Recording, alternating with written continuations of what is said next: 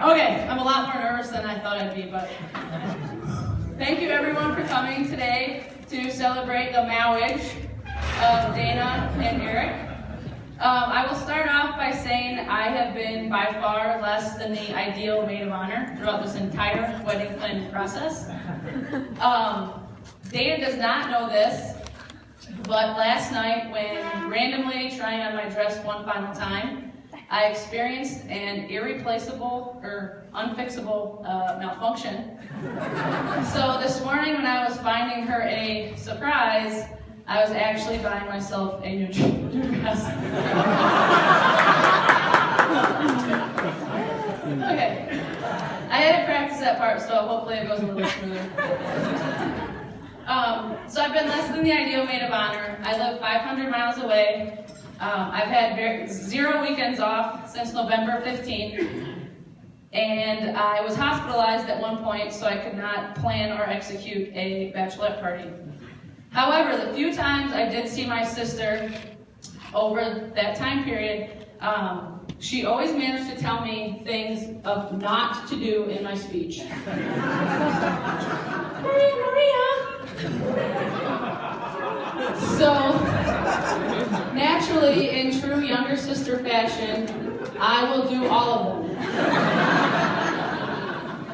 I'm off to a good start by mentioning that I'm her younger sister. That was my first assignment.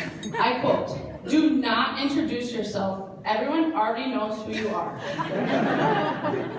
Which ties into something else I'm not supposed to do, which is tell an embarrassing story of my sister. Now that you know I'm younger, and those who know me very well understand that I'm not getting on a microphone in front of this many people, and not talking about the time when Dana got caught in between first and second base in a pickle. And upon returning safely to first, my dad, who was umping the game, still called her out. Unfortunately, our dugout was on the third baseline, and Dana screamed all the way to the dugout, "I hate my dad!"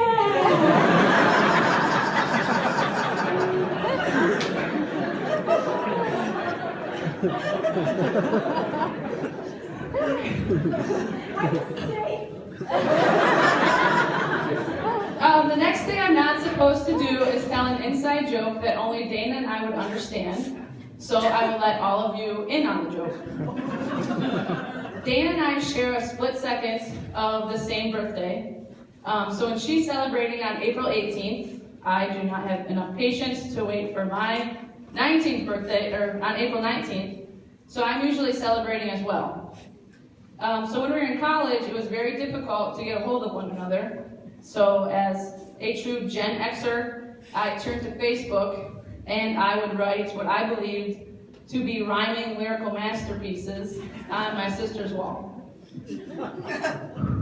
And as the years went on, that's all she asked for on her birthday, which is good because being in college, I probably wasn't getting her anything else.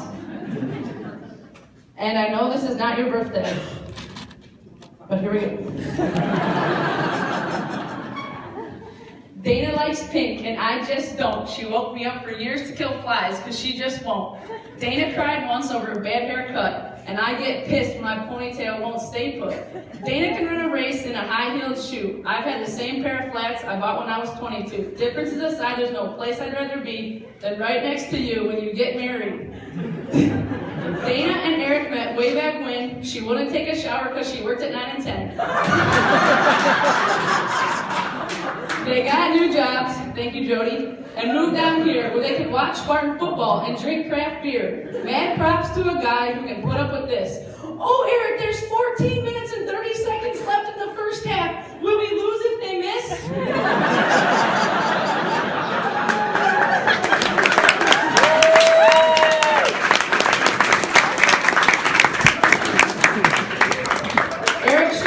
At our family reunions, but don't let him fool you. His chair is always placed right next to the cooler. My heart couldn't be more full on this very special day, and all those times I ripped her ass, I still do have to say. My sister is my biggest fan, and I'm hers too. Dana and Eric, I couldn't be more happy for you. I don't do everything she does, but I ask the good Lord please to let me find a boyfriend who loves festivals with wine and mac and cheese. The last thing Dana told me was I could not cry, so before the tears start rolling, put your glasses way up high. To Dana, to Eric, the newlywed, the champs, ladies and gentlemen, Mr. and Mrs. Rowekamp!